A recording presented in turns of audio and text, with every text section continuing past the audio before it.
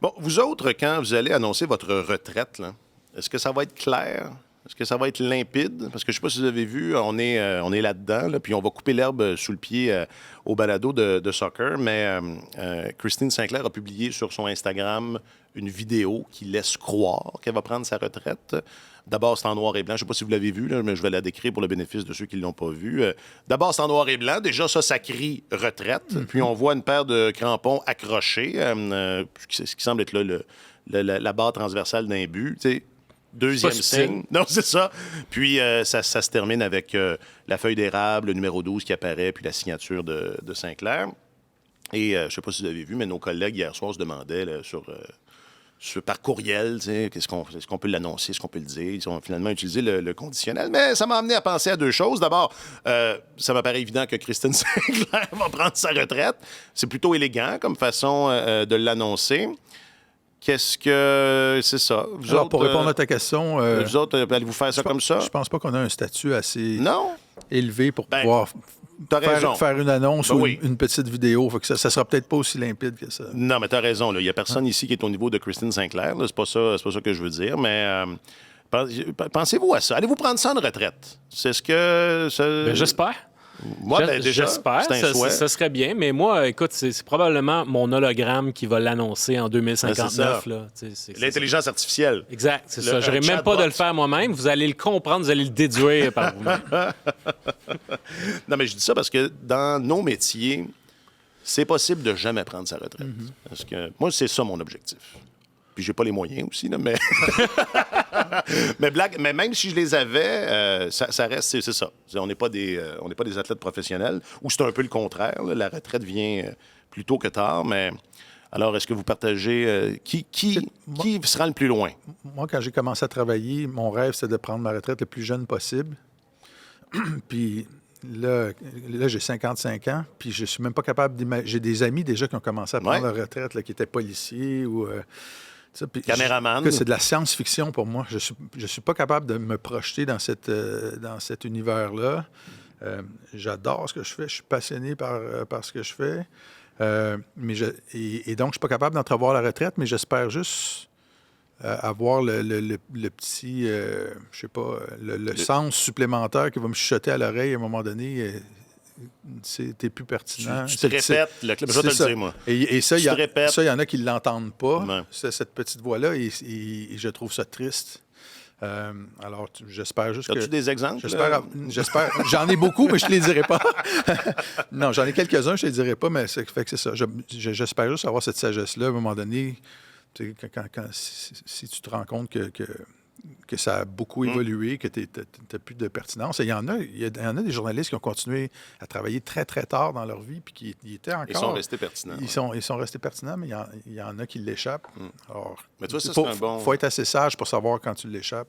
C'est une bonne mise en garde que je prends en note. Je l'avais pas, j'y avais pas pensé. Marc-Antoine, veux-tu ajouter quelque chose? Toi, tu as dit que tu voulais la prendre, ta retraite, donc... Ah oui, je pense que oui. À un moment donné, ce que tu fais. C'est pas ça. Non, mais c'est parce qu'on redoute le moment. Tu sais, c'est comme un joueur de hockey ou un athlète qui fait la saison de trop. Ouais. Tu veux pas en tant que... Peu importe ton métier, peu importe... Surtout si, si ton métier est jugé par le public, tu veux pas basculer dans cet univers-là où c'est la saison de trop. Oui. Il y en a qui ont une carrière de trop parce qu'ils n'auraient pas dû faire ça dans la vie. Mais... C'est encore plus sévère que moi. J'aime ça me plaît. Mais non. C'est bon. Là, as-tu des noms? On va poser la même question. J'en ai, mais je le dirai pas. Ça, c'est une... Toi, t'as pas fait l'année de trop. T'as fait la carrière de trop. Aujourd'hui, le Canadien, une puissance à 5 contre 5. Ovechkin est en panne. Et quand la LNH veut imiter la NFL, c'est tellement hockey, épisode 265. «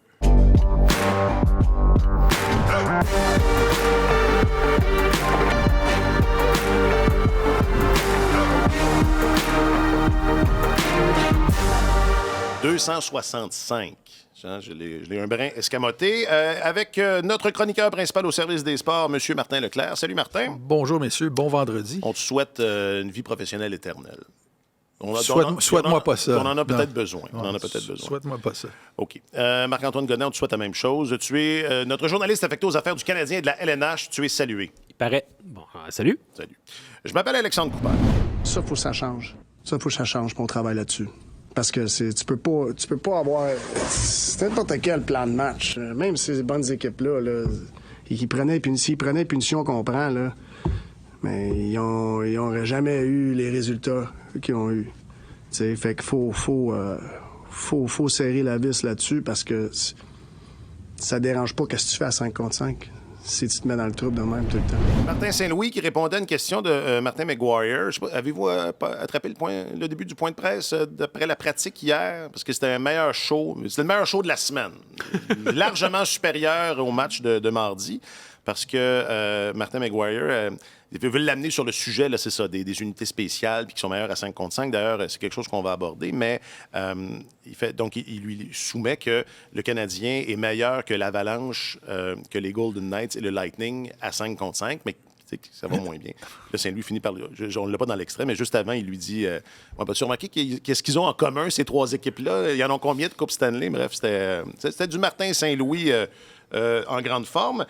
Mais à la question, ce qu'on a entendu de Martin Saint-Louis, c'est à propos des pénalités. Puis vous avez entendu il y a le texte, mais il y a le sous-texte aussi. Là. On a senti qu'il y avait là une réelle inquiétude. Puis c'est vrai que mardi, c'était comme... On en a parlé en début de semaine. Moi, je trouvais que samedi dernier, contre les Blackhawks, des fois... je n'étais pas convaincu que l'arbitrage... Je trouvais que l'arbitrage n'était pas à point, disons ça comme ça. Martin, tu nous rappelais que c'est souvent le cas en début de saison. Il y a peut-être eu encore un peu de ça mardi. En fait, vous me direz ce que vous en pensez. Mais bon sang, ça n'a pas d'allure. Ça n'a pas d'allure de passer autant de temps là, au banc des punitions. Bien, écoute, le Canadien de Montréal est l'équipe qui a été en désavantage numérique le plus souvent par match. Là. Les seules équipes qui l'ont été plus souvent que lui, jusqu'à maintenant, ont joué soit 1 ou 2 matchs de plus. Alors, et la même logique prévaut pour ce qui est des pénalités mineures. Mais tout ça, ça résulte d'une équipe qui court après la rondelle, qui court après le jeu. Et il y a bien des choses que tu peux faire, en fait, dans un match de hockey qui sont hors de ton contrôle. Le niveau de talent de ton adversaire, à quel point le gardien de but de l'autre côté est hot, le nombre de blessés que tu as dans ta formation. Mais tu peux contrôler ton niveau d'effort. Puis, à un moment donné, il y a une question d'effort et de concentration qui n'est pas tout à fait au rendez-vous quand tu poursuis continuellement le jeu, puis tu te ramasses à devoir accrocher, à devoir faire de l'obstruction, etc., pour freiner l'adversaire. Donc, je comprends que Martin Saint-Louis perde un peu patience à ce niveau-là, parce que ça fait partie des choses que son équipe peut contrôler. Ça soulève beaucoup de questions, cette situation-là. Il y en a une, je veux y revenir, je vous la mentionne juste parce que je veux y revenir, je ne veux pas l'oublier. Quel est le niveau de responsabilité des entraîneurs dans ça, le niveau de responsabilité des joueurs? L'autre, il y a des pénalités qui sont bonnes à écoper au hockey. Là. Quand tu es en zone défensive et que tu échappes ta couverture ou qu'il y a un de tes coéquipiers qui n'a pas fait son travail, le joueur adverse s'en va prendre sur le point de bénéficier d'une chance de marquer de grande qualité. Les entraîneurs ne vont jamais critiquer ces pénalités-là. Quand tu écopes de pénalités à 200 pieds de ton filet ou à 150 pieds de ton filet, tu étais mal positionné, tu n'as pas possession de la rondelle, mais tu as une chance de te reprendre. Il reste beaucoup de temps avant que la rondelle soit dans ton territoire. Et ces pénalités-là, c'est impardonnable. Les Canadiens en ont écopé beaucoup depuis le début de la saison. Et pour le reste, je suis parfaitement d'accord avec Marc-Antoine. Une équipe qui est constamment au banc des pénalités, souvent, c'est parce que tu n'es pas en possession de la rondelle, tu n'es pas bien positionné, tu ne remportes pas suffisamment de batailles pour être en possession de la rondelle, et tu te retrouves dans des positions fâcheuses où tu es obligé d'utiliser ton bâton pour essayer de regagner du terrain. Et ça, c'est pas un bon signe. Le Canadien, l'année passée, avait eu des problèmes de pénalité aussi, mais c'est une équipe qui se démarquait par son effort, même si elle s'enlisait dans les blessures. Et il y avait beaucoup de jeunes et tout ça. Il y avait eu des problèmes de pénalité aussi la saison dernière. On les avait corrigés. Mais là, on est à l'an 2. Là, on devrait pas être dans cette situation. Mais en fin de saison, l'an passé, clairement, le groupe n'était pas au même niveau en termes de je ne veux pas dire de talent, là, parce que c'est évident, mais je veux dire en termes d'habilité. Là, parce que de ce que je comprends, si le Canadien est aussi puni, c'est principalement parce qu'ils sont pas bons. Ou du moins parce qu'ils n'ont pas ce qu'il faut pour pas être en retard sur le jeu. Oui, mais c'est pas systématiquement comme ça. Tu as quand même des bonnes équipes qui sont punies souvent, mais sauf que quand tu regardes des pénalités qui sont prises à 200 pieds de ton filet, c'est même pas parce que tu es débordé dans ta zone, puis pour mettre fin à la menace, à un moment donné, tu n'as pas d'autre choix. Là, c'est des pénalités qui sont prises en zone offensive bien souvent. Puis ça, c'est un péché véniel. Alors, Absolument. À ce niveau-là, c'est pour ça que je dis que c'est quelque chose que l'équipe peut corriger, qui n'a rien à voir jusqu'à un certain point à son talent. Là. Bon, mais ça revient à ce que tu disais, Martin. Alors, je te la renvoie. Ta question, je l'ai pris en note. Hein, je m'occupe. Je prends soin. C'est qui est responsable de ça? C'est les coachs ou les joueurs? Ben, écoute, moi, quand tu as une équipe mature, je pense que les joueurs entre eux prennent ça en main de façon naturelle. Là, parce qu'on s'entend, ça crée de la grogne sur le banc quand tu as 10 pénalités mineures dans un match. Tu as des gars qui ne jouent pas en désavantage ou en avantage numérique, qui passent la soirée sur le banc. Les gars qui sont payés pour générer de l'attaque, ils rongent leur faim. Ils ne sont pas placés dans des situations où ils peuvent exceller. Et l'équipe peut jamais prendre un rythme dans le match. C'est très, très frustrant, ces matchs-là. Fait que, tu sais, les joueurs se parlent dans la face entre eux, là, ça arrive, mais je pense que de façon globale aussi, les entraîneurs, les équipes qui sont très disciplinées, il y a un leadership aussi et ça, je ne sais pas si... Parce que Martin est un ancien joueur, il a été un vétéran, probablement dans une équipe où il y avait une culture très forte dans le vestiaire, mais peut-être parce qu'il y a une jeune équipe, peut-être qu'il y a un rôle plus de place, accru, peut-être plus de place qui devrait être pris de ce côté-là. Ouais. Mais écoute, c'est une hypothèse, je ne sais pas comment il adresse ça avec ses joueurs. Mais habituellement, les entraîneurs laissent leur marque côté discipline. On a regardé jouer le Wild cette semaine, puis depuis que Dean Evason dirige le Wild, tu vois que c'est une équipe qui est acharnée, qui roule avec les 4 trios. Tu vois clairement cette culture-là, mais le Canadien, ça n'a pas été l'équipe la plus disciplinée depuis 2 ans. Je pense qu'il y a un petit resserrement à faire de ce côté-là. La responsabilité c'est difficile de tracer la ligne, mais il faut que quelqu'un soit responsable. Ça semble une vérité de la palisse, mais c'est parce que, d'abord, le problème, par exemple, en avantage numérique, parce qu'il y a l'indiscipline, mais je pense que les unités spéciales posent problème de manière générale depuis un bout de temps déjà. Puis les gens se posent des questions par rapport à de qui relève la responsabilité en avantage numérique. Puis ça, là, puis je dirais, je m'éloigne un petit peu de la conversation, là, mais ça date pas d'hier. On se rappellera que Kirk Muller était l'entraîneur adjoint responsable de l'avantage numérique pendant plusieurs années, puis les gens disaient comment ça se fait que ça marche pas, tout ça. Et là, c'est Alexander Burroughs qui est responsable de l'avantage numérique. Et je vois que les fans commencent à dire quand est-ce que vous allez vous allez pointer du doigt Alexander Burroughs, sans oublier le fait que Martin Saint-Louis lui-même aime avoir les 2 mains là-dedans. Là. Mais sauf qu'il y a toujours une responsabilité partagée quand vient le temps soit de l'avantage numérique ou de l'infériorité numérique, parce que tu as les patrons de jeu, la façon de défendre ou la façon d'attaquer, qui est déterminée par les entraîneurs. Mais après ça, tu as le personnel sur la glace. Qu'est-ce que tu vas faire avec ça? Et puis, de quelle manière ils vont appliquer le plan de match? Alors, soit tu te retrouves dans une situation où tu te dis, le plan de match n'est pas bon puis c'est la faute aux entraîneurs, ou bien c'est le personnel qui n'est pas suffisamment qualifié. À ce moment-là, c'est la faute aux joueurs. Mais quand ça fait si longtemps, les joueurs ont changé, le personnel d'entraîneur a changé, mais le problème reste le même. Alors, c'est problématique parce que... C'est le building, la glace. C'est parce que... Les couleurs. Tu peux pas aller nécessairement en disant « Ah, c'est la faute aux joueurs » ou « C'est la faute aux entraîneurs ». C'est une responsabilité partagée. Mais à mon avis, c'est vrai que l'indiscipline te place dans une position où tu sollicites trop tes unités spéciales. Mais sauf qu'une fois que tu es en désavantage numérique ou en avantage numérique, dans les 2 cas... il faut que tes unités spéciales fonctionnent, puis je pense que c'est un problème qui... j'ai l'impression d'avoir fait du slalom. C'est très fluide, très élégant. C'est comme Kirby Dack qui entre en ligne, qui entre en zone adverse avec la rondelle. Ouais. C'était beau. J'en profite... parce que moi, j'avais une question philosophique. Mais cela dit, pour les pénalités, qu'est-ce que tu dis sur le niveau de responsabilité? Moi, je pense que c'est une question de culture. Si tu as une culture de travail, de discipline, tu n'auras pas cette... C'est pas supposé arriver. C'est ça. Mais en même temps... Si c'est pas toléré, tout le monde fait attention. Tu comprends? Il y a un laisser-aller. Là, il est tôt aussi. En début, il faudra voir s'il y a une correction. Il faudrait que la correction arrive plus tôt que tard. Mais c'est ça. Si elle n'arrive pas, il faudra s'interroger. Mais tu disais, Martin, moi aussi, là, je fais un pas de côté. Martin Saint-Louis, c'est un ancien joueur. Tu sais, je vous ai posé la question à Alex et toi il y a quelques semaines.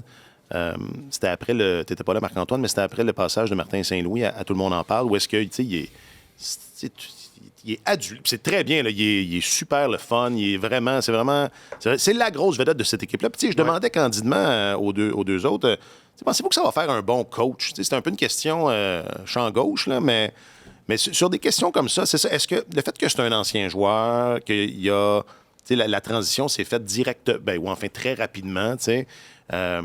Puis là, quand on en a parlé, la conversation s'est dirigée plus sur les patrons de jeu et les stratégies, mais c'était pas tant dans ce sens-là, ma question, mais plus sur des affaires de même. Est-ce qu'il est peut-être qu'il fait confiance, parce que lui, comme tu disais, Martin, les gars se parlaient puis ils s'arrangeaient entre eux, mais qu'avec un plus jeune groupe, je sais pas, est-ce que... là, ça paraît moins, mais... Souvenez-vous, pendant le camp, puis l'an passé, ça arrivait souvent aussi, les gars faisaient des présences. Là. Munich Suzuki pouvait être sur la glace 1 minute et demie. Là, j'ai regardé récemment, puis tout le monde joue en bas d'une minute. Mais je me disais, vu que c'est un ancien joueur, peut-être qu'il donne la corde qu'il aimait avoir. Oui. Ben non, mais c'est vrai, ça a du sens. Mais de toute façon, c'est pas l'entraîneur, c'est les joueurs qui vont jouer. Là. Fait que la responsabilité leur revient. Puis à un moment donné, le fait d'être dans l'action, le fait d'être concentré à leur travail, puis de faire... ce qu'il leur est demandé, ça leur revient. C'est quand même pas lui qui va dire, écoute, là, retiens-toi pour le slashing, ou peu importe. Je pense que la responsabilité de l'entraîneur pour ce qui est de la discipline de ses joueurs, il y a une pénalité qui, à mon sens, c'est la faute de l'entraîneur, c'est quand tu as trop de joueurs sur la glace. Il fut une époque où Jacques Martin, là, c'était hallucinant comment ça arrivait souvent. Mais dans le feu de l'action, personnel d'entraîneur, rien à voir avec ce qui se passe sur le jeu puis les décisions que prennent les joueurs, à savoir est-ce qu'ils sont suffisamment concentrés, est-ce qu'ils sont à la bonne place. Donc, oui, le fait qu'il soit Martin Saint-Louis, son message passe suffisamment bien pour qu'il réclame du sérieux de la part de ses joueurs puis de l'application au travail. Et puis à partir de là, si eux ne répondent pas, il va serrer la vis. Mais à mon sens, ça revient entièrement aux joueurs pour ce qui est de la discipline. Il y a un constat qu'on a fait cette semaine. Cette équipe-là a beaucoup de difficultés avec ses unités spéciales.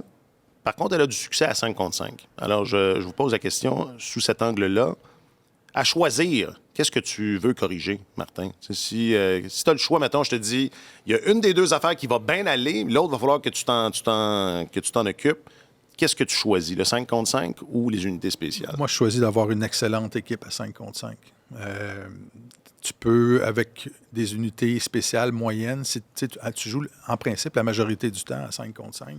Si tu es dominant à 5 contre 5, tu es excellent défensivement, tu marques plus de buts que l'adversaire, puis que tu es moyen au niveau en milieu de peloton, au niveau des unités spéciales, tu peux t'en sortir. Si tes unités spéciales sont médiocres, par exemple, comme l'exemple, ça va biffer, ça va biffer tout le reste. Là. Fait que c'est un problème. Kirk Muller, à un moment donné, était visé. Tantôt, Marc-Antoine parlait de Kirk Muller. Il était visé par les gens, mais il y a une certaine époque où c'était le même Kirk Muller, puis l'avantage numérique était un des meilleurs de la Ligue nationale. Fait que le personnel aussi compte, la qualité du personnel compte là-dessus. Puis dans le cas du Canadien, honnêtement, je pense que tant qu'il n'y aura pas véritablement de corps arrière, il y a des bons éléments sur cet avantage numérique-là, mais tant qu'il n'y aura pas vraiment un corps arrière pour diriger la circulation, distribuer les rondelles, gérer ça, cette unité-là, ça va rester problématique. Ouais. Puis ce corps arrière-là est probablement à Boston, à l'université à Boston. On veut des noms. Là, tu peux nous en donner. Hein? Là, j'ai dit, là, tu peux nous en donner. Lane Hutson est probablement... Puis probablement que Mailloux ne sera pas mauvais non plus. Il est très bon. Ce potentiel, là. Ouais. Mais c'est vrai, le calcul que fait Martin, à savoir que, étant donné que la majorité du match se joue à égalité numérique, tu as intérêt à être meilleur là-dedans, c'est vrai. De façon traditionnelle, c'est comme ça que la majorité des équipes pensent. Mais plus les années avancent, plus les avantages numériques font une grosse différence dans le résultat total des matchs. Donc, tu as intérêt à pas être... Soit que tu suis la parade puis tu marques ta part de but en avantage numérique, ou encore ton infériorité numérique est très solide puis arrive à résister à ces attaques à 5-là qui sont bien meilleurs qu'avant.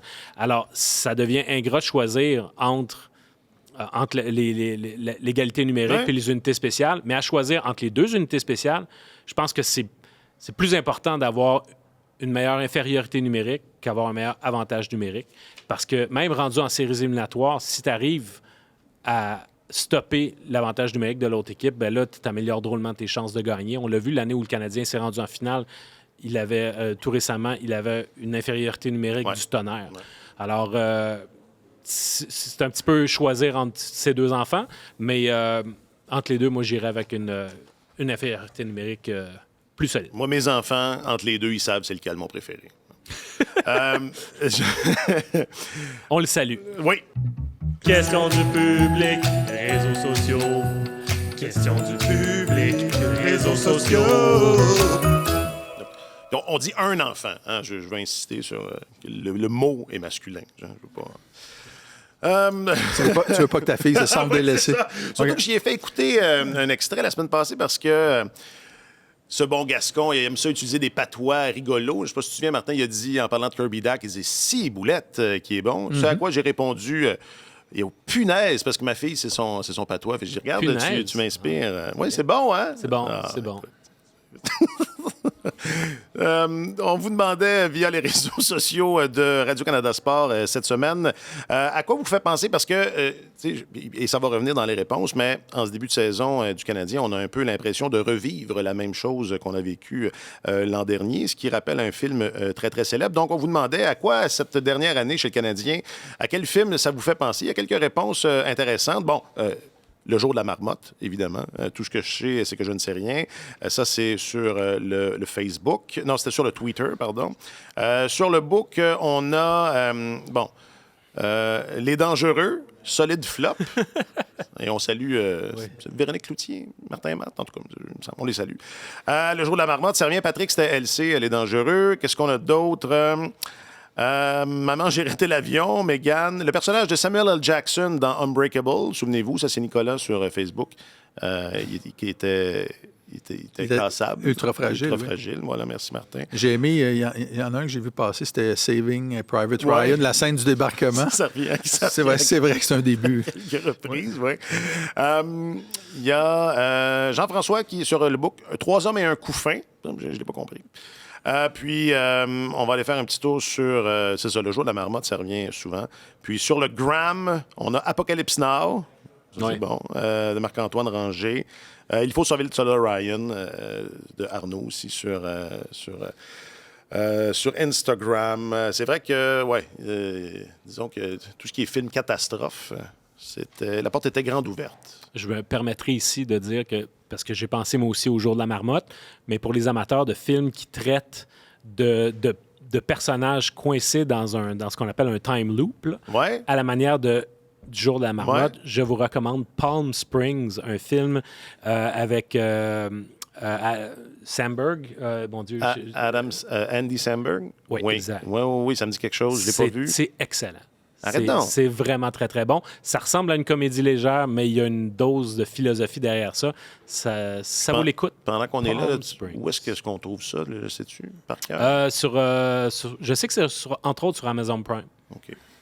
Puis, j'oubliais, mais sur le book, il y a Mathieu qui nous dit beaucoup de films, beaucoup de liens à faire avec les films de la nouvelle vague française, ce qui n'est pas fou. À bout de souffle, Les 400 coups pour Herbert Jacquet. Donc, on a des suggestions aussi de haut niveau sur les réseaux sociaux. Vite, on emballe c'est ça, ce début de saison catastrophique. Peut-être un mot. Vous pensez que Justin Barron va va sûrement prendre la place laissée vacante en défensive? Qui ça pourrait être donc? S'il ne joue pas, il ne jouera jamais. C'est exactement. Ouais. Mais Caden Goulet, qu'est-ce que ça vous suggère? Moi, au jour le jour, il me semble qu'il n'y a rien.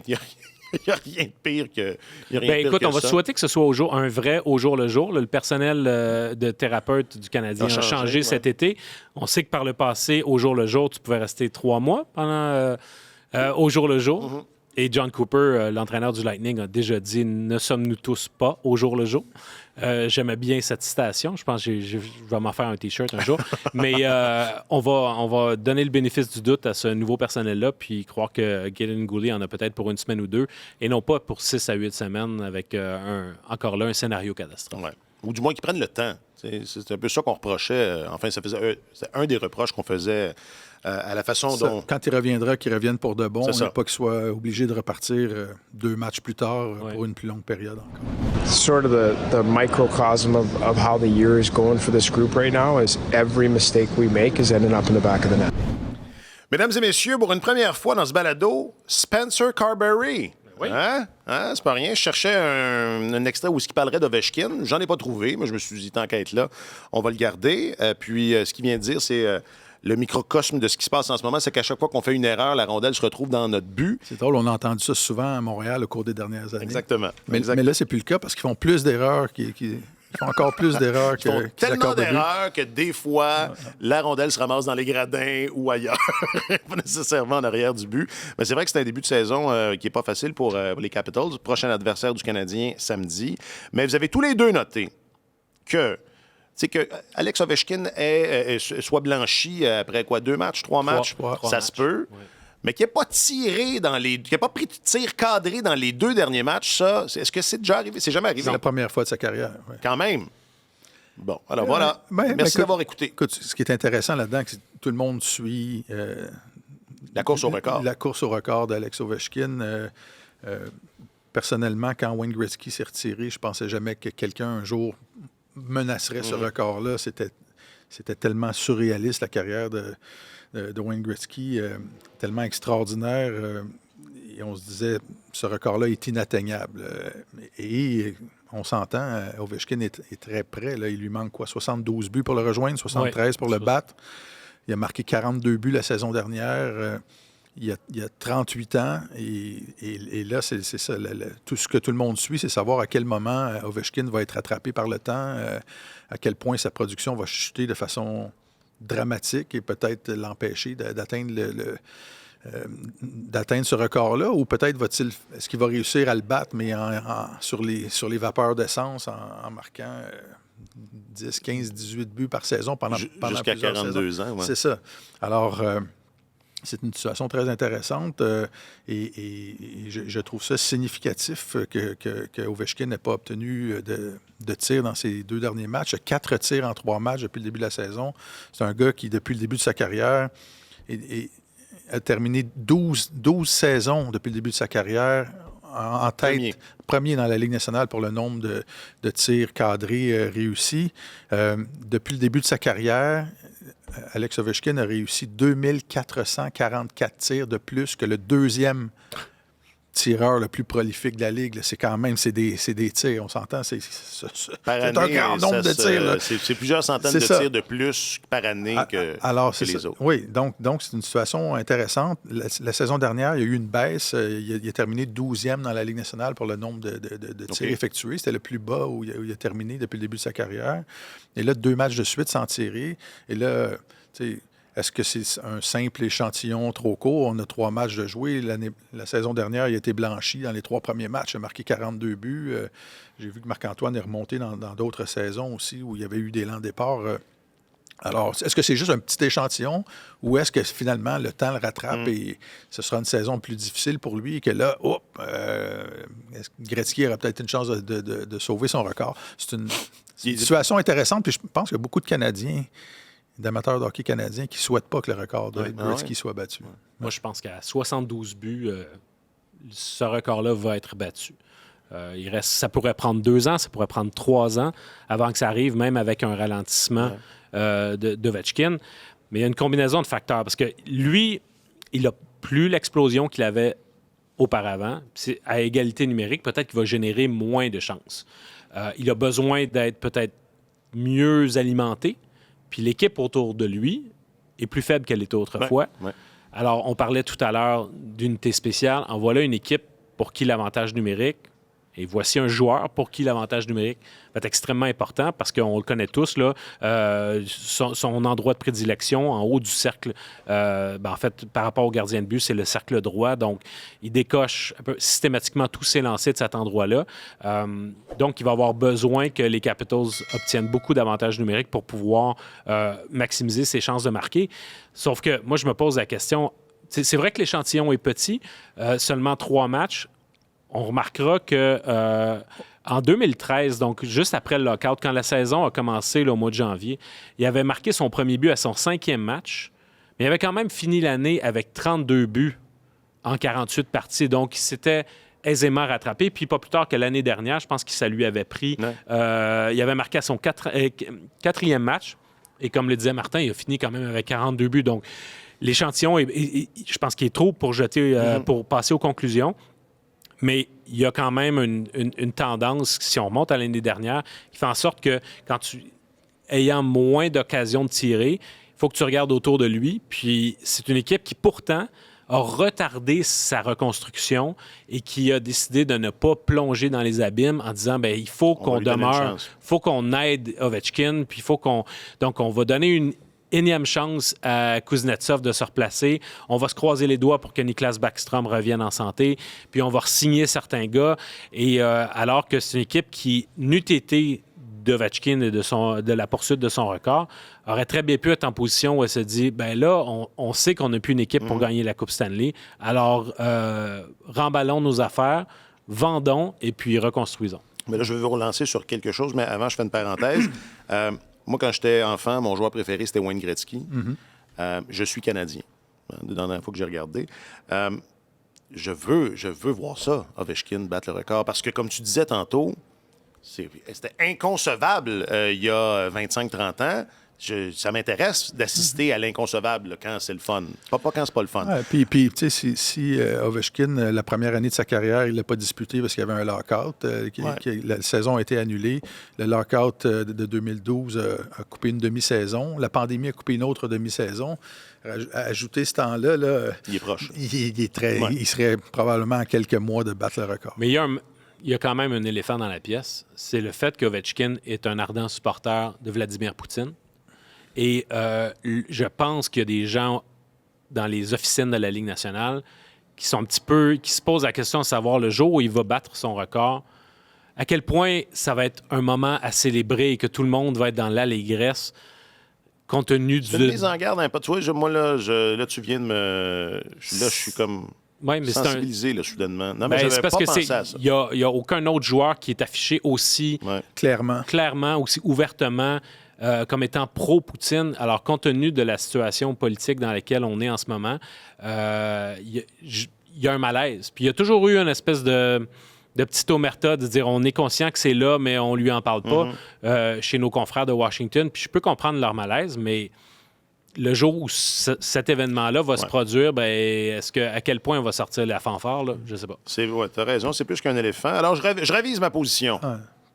Puis juste pour ajouter sur la lutte contre le temps, c'est très difficile de performer à un haut niveau pendant de très, très longues années. Si Ovechkin veut battre le record en 2 ans, ça lui prend une saison, mettons qu'on coupe la poire en 2, une saison de 37, une saison de 36 buts.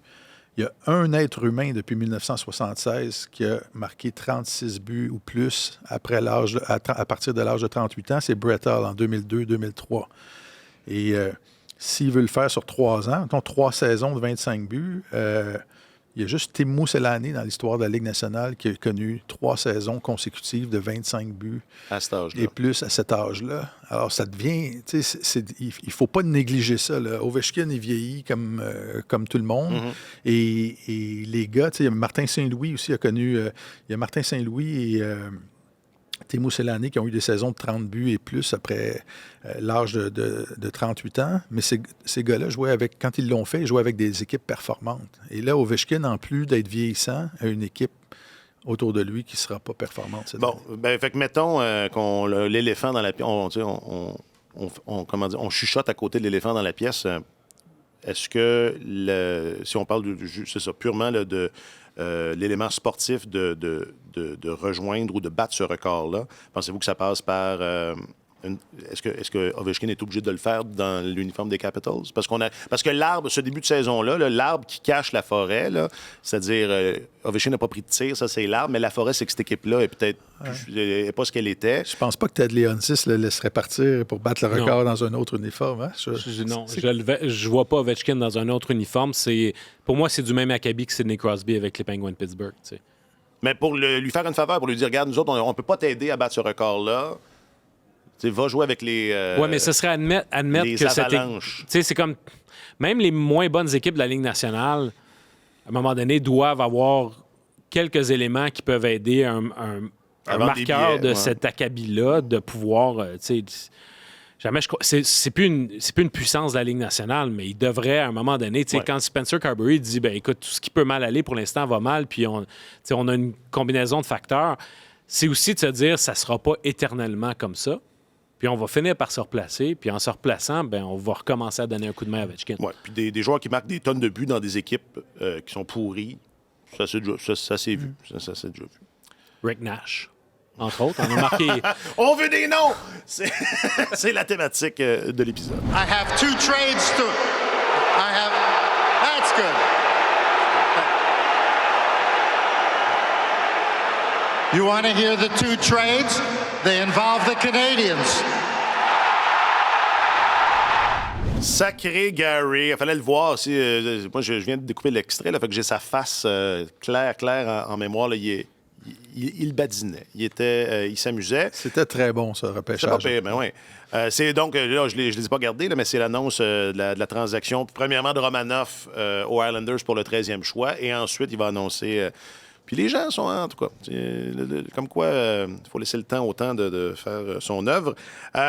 Tout ça pour en terminer cet épisode avec quelque chose que tu soulevais, Marc-Antoine, que moi, j'ignorais. C'est quand ce vote-là, il va y avoir un vote pour savoir, pour tâter le pouls un peu, à savoir si on aimerait adopter une formule. Je disais en entrée d'émission... que la LNH voulait imiter la NFL. C'était juste pour vendre des clics, là, mais d'ailleurs, vous savez qu'on est payé au clic. Hein? C'est 25 cents le clic. Pas vrai? Non. Mais des fois, c'est à se demander. Mais Je pensais pas qu'on avait autant de clics que ça. non. blague. Mais un truc que la NFL fait par rapport au repêchage, c'est que c'est pas toutes les équipes sont pas sur le parquet. Elles sont souvent, comme dans le film là, avec Kevin Costner, c'est bien bon. Les équipes sont dans des salles, pas loin, comme on me dit, mais elles sont pas filmées pendant le repêchage. Puis ça, ben, c'est un bon exemple parce que Kent Hughes, d'ailleurs, on le voit à l'écran pendant que Gary Bettman annonce sa transaction. Alors, on aimerait peut-être faire cet ajustement-là. Est-ce que j'ai bien compris? Oui, ben en fait, c'est ça. C'est qu'il y a la Ligue nationale sonde présentement les équipes, à savoir, est-ce que c'est quelque chose c'est une formule qui vous intéresse? Parce que l'idée a été soulevée lors de la dernière réunion du bureau des gouverneurs.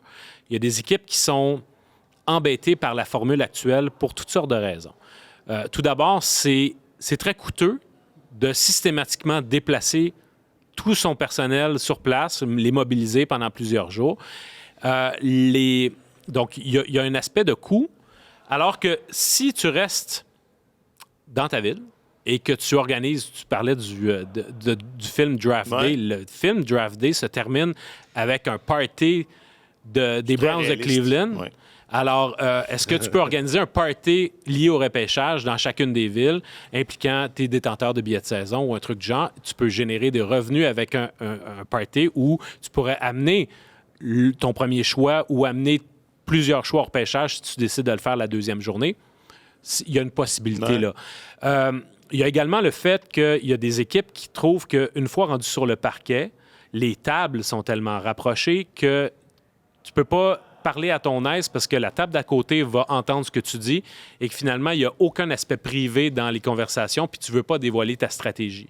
Alors, entre autres, lors d'une entrevue qu'il a accordée, je pense, à Daily Face-Off, Cal Davidson des Blackhawks de Chicago disait « Moi, je me suis assuré d'avoir réglé mes affaires avant. » Donc, l'échange de Kirby Dach auquel tu faisais référence puis dont on a vu un extrait, il a été réglé avant que les équipes se présentent sur le parquet du repêchage. Alors, une fois qu'ils ont quitté leur chambre d'hôtel, eux autres, ils savaient qu'ils auraient pu vraiment...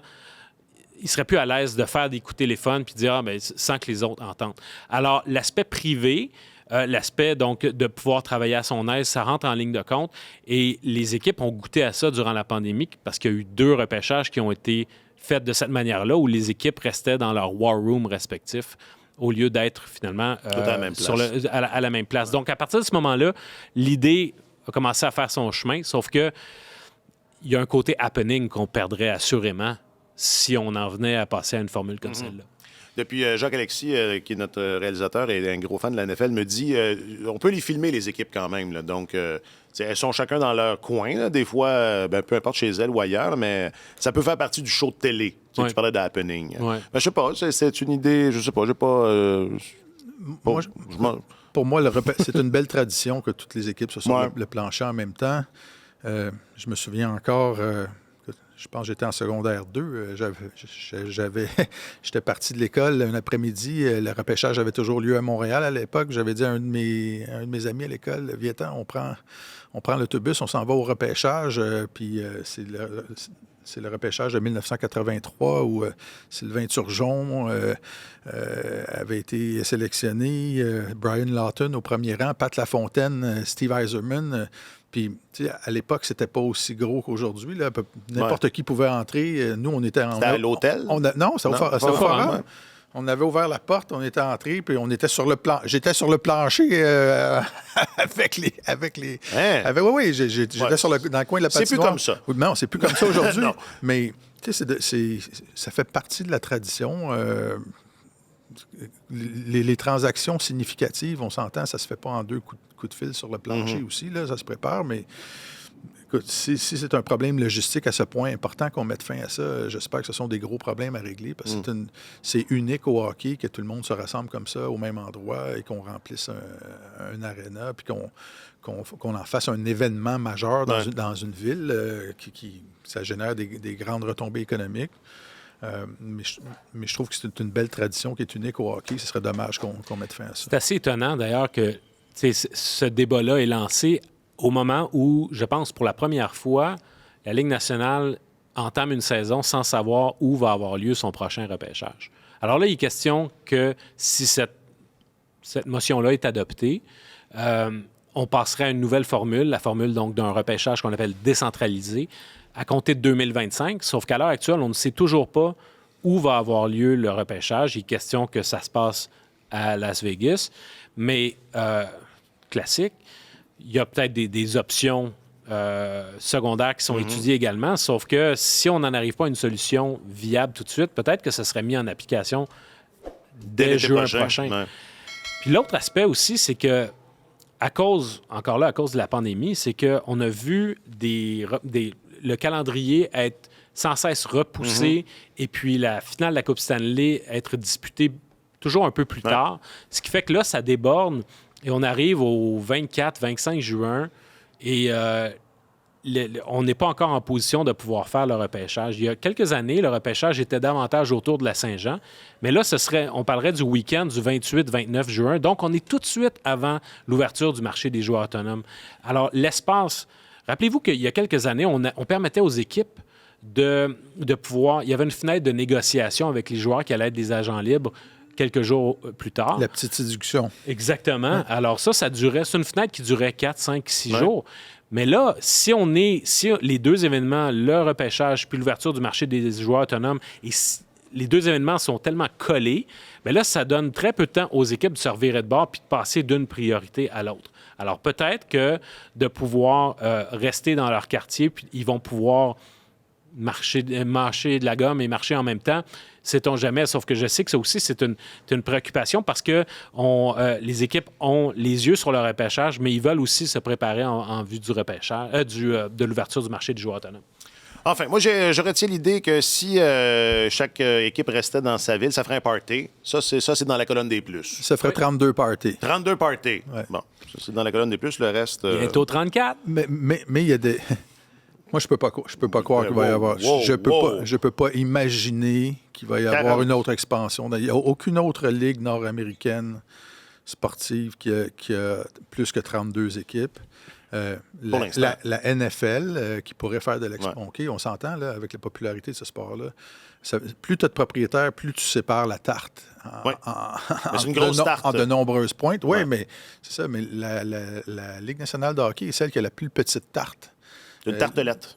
Et tu as moins de revenus de télévision. Ils vont vouloir partager ça entre 34 équipes pour aller chercher un 600-700 millions de frais d'entrée, puis après ça, réduire... en tout cas, j'ai peine à imaginer que ça va aller dans ce sens-là, que la Ligue nationale de hockey va être la première ligue en Amérique du Nord à dépasser... Oui, mais elle a moins d'équipes américaines que ces autres ligues-là dont tu parles. La différence, c'est la quantité de marché canadien qui rentre en ligne de compte. Puis je sais qu'à une certaine époque, quand on parlait d'expansion, on parlait de dilution du talent, mais contrairement à bien d'autres sports, la Ligue nationale de hockey puise dans énormément de pays. Ouais. Et puis, le talent s'est développé dans une douzaine de pays, au lieu d'être, par exemple, au basketball, ou peut-être... C'est pas le sport que je connais le plus, mais disons qu'il y a 4 ou 5 pays qui sont des générateurs de talent au basketball. Alors, je pense que c'est un souci qui est à éviter. Je pense que la question de la dilution du talent, il y en a en masse de talent pour pouvoir occuper 34 équipes. Je pense que si la motivation de la Ligue nationale est de faire une expansion, c'est parce qu'ils jugent justement que la tarte va être plus grande à 34 équipes qu'à 32, au-delà même du frais d'entrée de ces deux nouvelles équipes-là. Je suis vraiment en désaccord avec cette idée-là. Je sais qu'elle est véhiculée depuis un bout de temps. Là. J'ai pas, moi, Puis en plus, le business du sport professionnel, c'est la vente d'espoir aux partisans. Là, plus tu as d'équipes, on s'entend, là, plus que les chances de... Moins il y a d'espoir. Moins il y a d'espoir. Tu répartis l'espoir dans un plus grand nombre de villes, mais ça va faire, si à un moment donné, cette idée-là devient sérieuse, vraiment, mais que ça obtient une certaine traction, que ça va faire un débat intéressant, parce que ce serait drôle de voir la grenouille essayer de devenir plus grosse que le bœuf. Et la Ligue nationale, c'est la grenouille dans le sport professionnel nord-américain. As-tu compris? Ligue nationale, c'est toi la grenouille. Ouais. Mais pourquoi tu laisses tomber ça là? Est-ce qu'il y a quelque chose qui... Ben non, mais je sais pas. Tu nous as... Il aime ça, la polémique, Marc-Antoine. Il y a aussi que peut-être que tu iras nous faire visiter la roche en dessous de laquelle tu te caches. Parce que ça fait... Ouais, je sais pas. Oui, absolument. Il est question de ça. Parce que, écoute, au début de chaque saison, on parle du sort des Coyotes de l'Arizona. Ouais, il est question de Salt Lake City. Il est question probablement d'Atlanta, de Houston. Donc, c'est ça. C'est des marchés américains que ça prend. Parce que des marchés canadiens, on en a assez. Malheureusement, oui. C'est ce qui est véhiculé. En fait, c'est de la stratégie de Gary Bettman, c'est d'aller dans des zones qui ne sont pas encore occupées. Alors, au-delà du fait que la Ligue nationale pourrait ne pas être entichée par le potentiel propriétaire d'une équipe à Québec, de la grosseur du marché ou encore de la vie corporative qui est so-so. Il y a le fait que maintenant, le marché de Québec est occupé par le Canadien de Montréal. Tandis que quand tu vas à Atlanta, ce marché-là, il est inoccupé au plan de la Ligue nationale. Depuis le départ des Thrashers. Oui. Il y a 5 ans. Dont personne ne se soucie. Oui, c'est ça. D'accord. Ouais.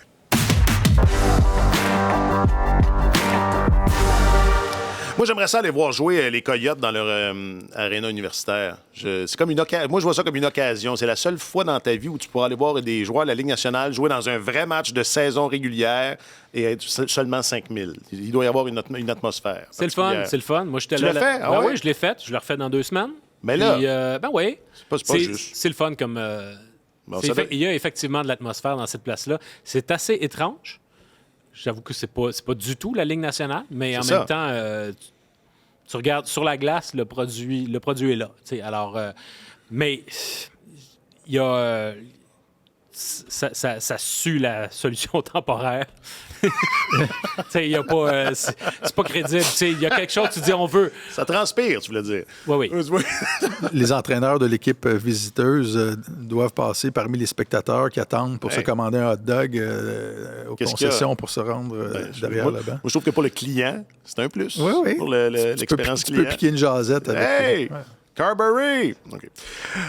Il reste quoi, 3 ans? C'est la 2e année? Oui, exact. Bon. Mais en fait... Je mets ça sur ma liste de choses. Oui, mais c'est parce qu'eux autres, leur échéancier, leur nombre de saisons qu'ils allaient passer là-bas, c'était en fonction du fait de la première pelletée de terre de leur nouvelle aréna, de la fin de la construction de leur nouvelle aréna, mais là, à la suite du vote de la ville de Tempe, mais là, ça a été... le projet de nouvelle aréna est tombé à l'eau. Donc là, on ne sait pas combien de temps ça va durer. Le problème de Morantier, comme ils ont une pelle, mais ils n'ont pas de terre. Ça va... Ils n'ont pas de... Donc... À choisir entre la pelle ou la terre, qu'est-ce que vous... Tantôt, je vous demandais 5 contre 5 ou unité spéciale, la pelle ou la terre. Pensez-y, on en reparle la semaine prochaine. Marc-Antoine Godin, je rappelle que tu es notre journaliste affecté aux affaires du Canadien et de la LNH. Merci infiniment de ta présence. Ça fait plaisir. Martin Leclerc, tu es notre chroniqueur principal au service des sports. Merci également. Tu es notre phare dans la nuit. Toujours un grand bonheur, messieurs. Je peux comprendre. Jacques-Alexis Bernardin et Benoît Durand est en régie. Jacques-Alexis vient de Québec. Hein? Jacques-Alexis, veux-tu ajouter quelque chose? Veux-tu que je transmette un message? C'est le temps. Là. Ça prend des Nordiques à Québec, c'est ça son message. Tout à fait d'accord, j'aimerais ça. Je pas pensé. Il est Jacques-Alexis, le producteur de cette émission. Benoît Durand était au table de tournage. Je m'appelle Alexandre Poupal. Passez un bon week-end. Sur tous les terrains et sur tous vos appareils, Radio-Canada Sport.